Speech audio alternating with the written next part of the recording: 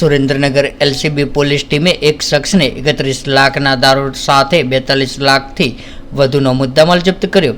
Surendranagar local crime બ્રાન્ચની ટીમે મહાવીરપુરમ મંદિર પાસેથી ટ્રકમાં લઈ જવાતો ગેરકાયદેસર ઇંગ્લિશ દારૂની બોટલ તથા બિયર નંગ 24,024ની કિંમત ₹1,27,27,536 તથા અન્ય મુદ્દામાલ મળીને કુલ કિંમત 41,42,536ના મુદ્દામાલ સાથે એક ઇસમને ઝડપી પાડીને આગળની કાર્યવાહી હાથ ધરી હતી।